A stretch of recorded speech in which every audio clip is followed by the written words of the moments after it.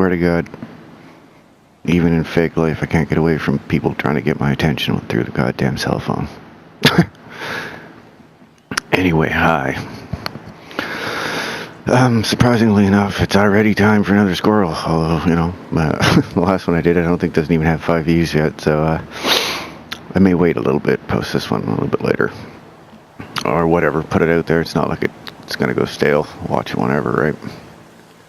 But I had a thought. It was kind of a convoluted and deep one.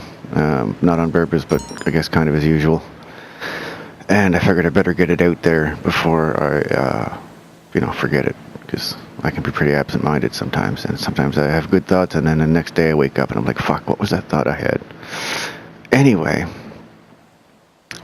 So, entropy. If you don't know what it is, it's tangled up with the physics laws of the universe and the thermodynamics,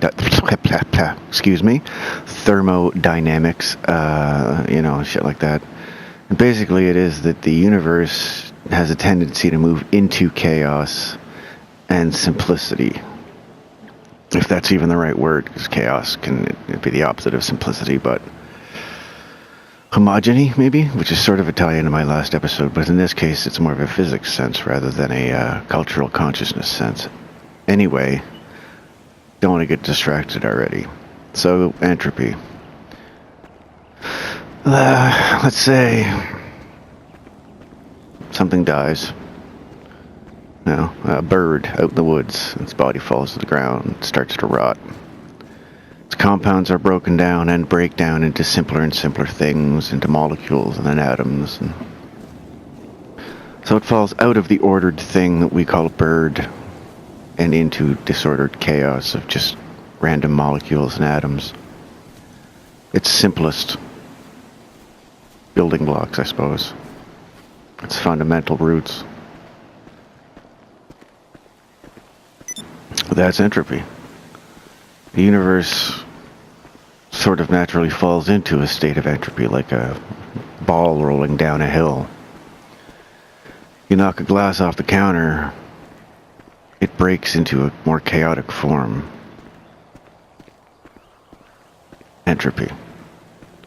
Eggs don't unbreak, glasses don't unbreak, milk doesn't unspill.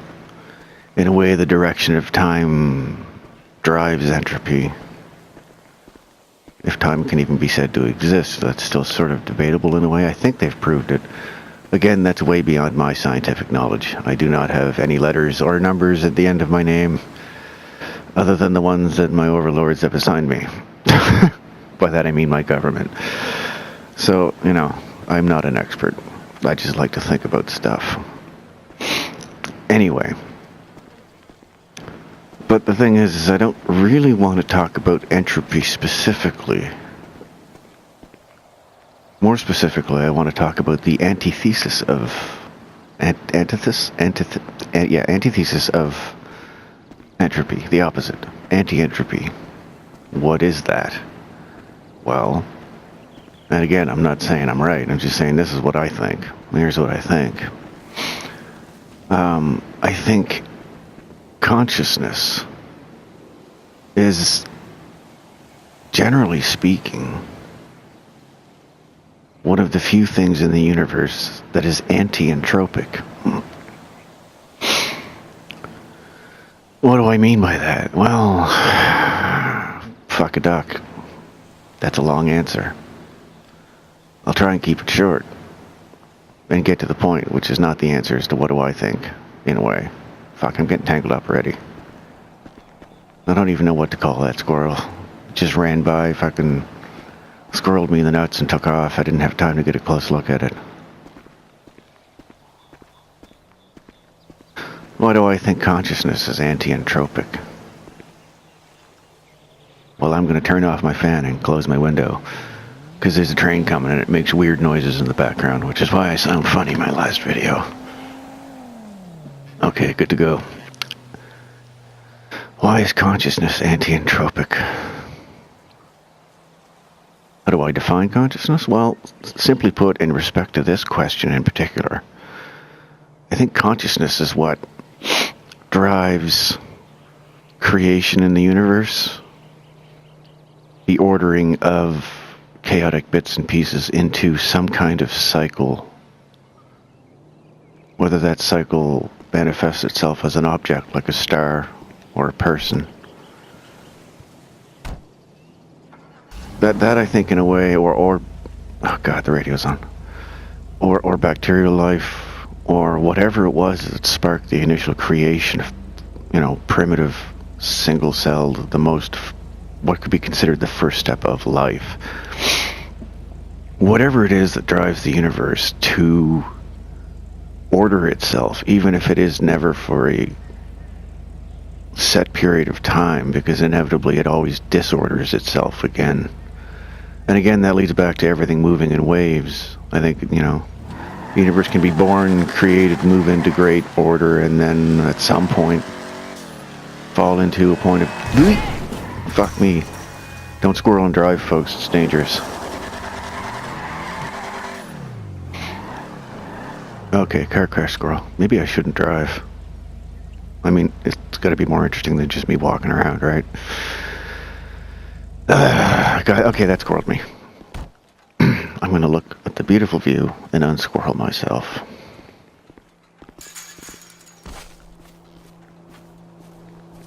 So, for some reason, the universe blindly creates things that bring order.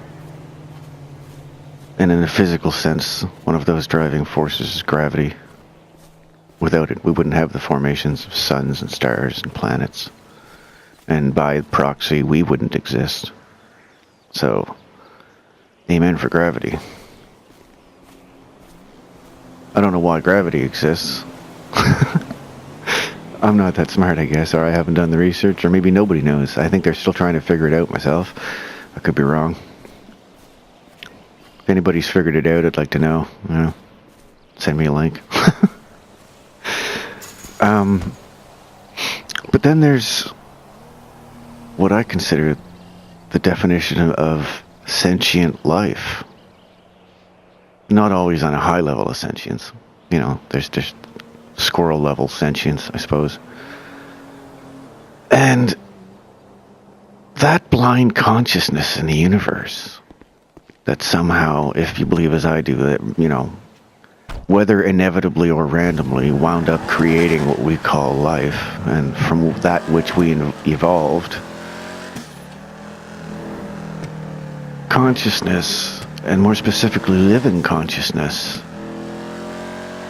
is what has a desire to create things willfully.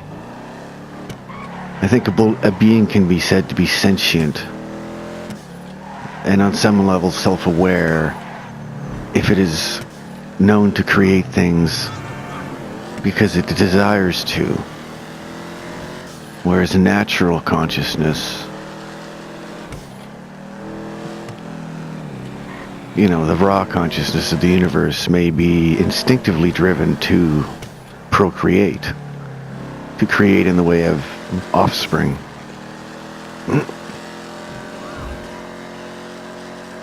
When you get up to the level of human beings, it gets more obvious. We create things because we want them, because they make our life easier, because they make our life funner, because they make us warm, keep us alive, bring us food,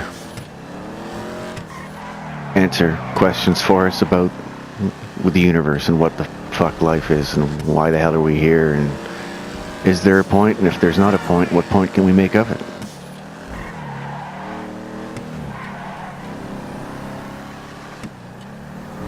We think of things like music.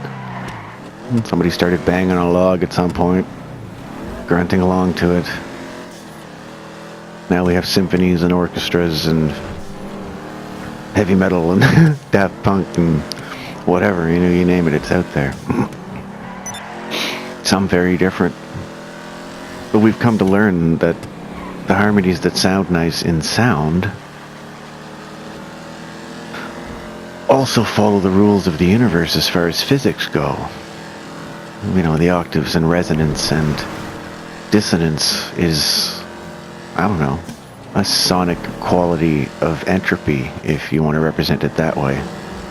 Something that the human ear, at least, and in large respect, most living things in some way find discomforting, unpleasant, or unhealthy.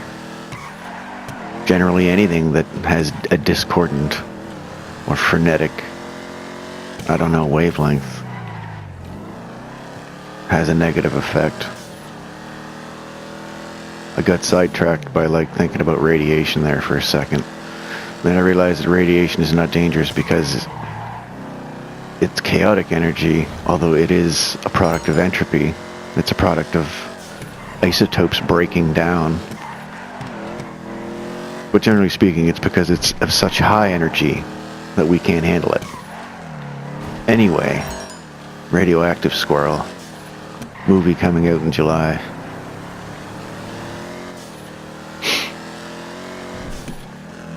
So I think if something can be said to be sentient and self-aware, conscious,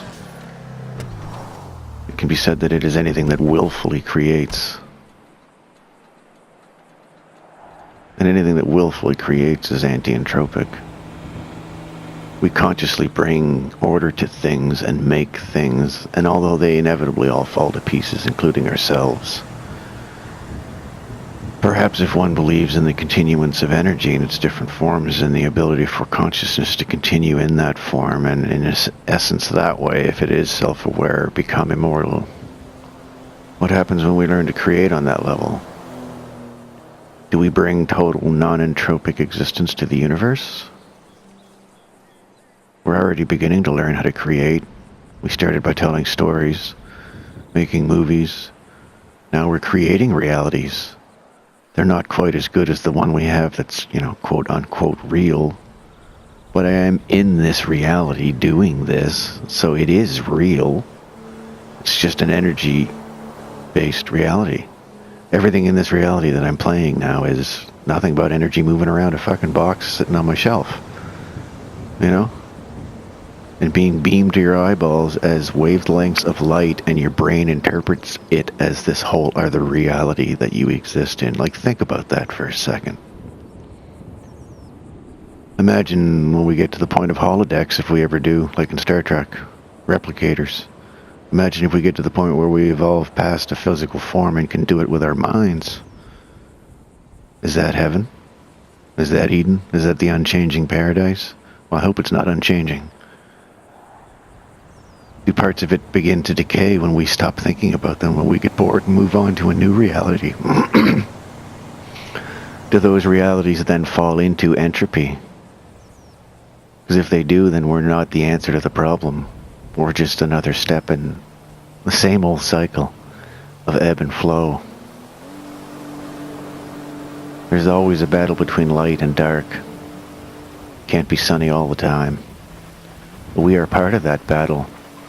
We are the anti-entropic force of the universe manifesting itself as a human form.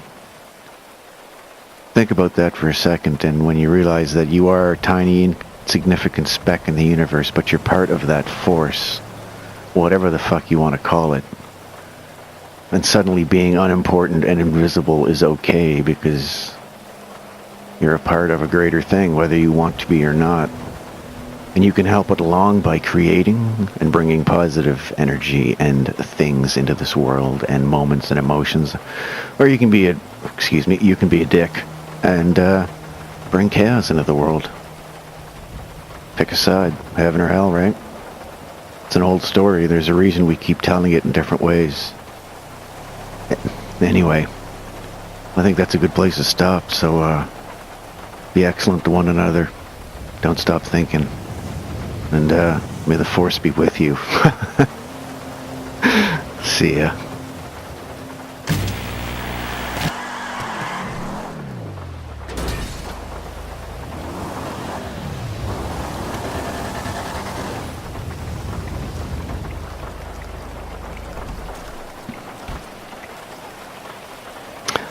One more thing.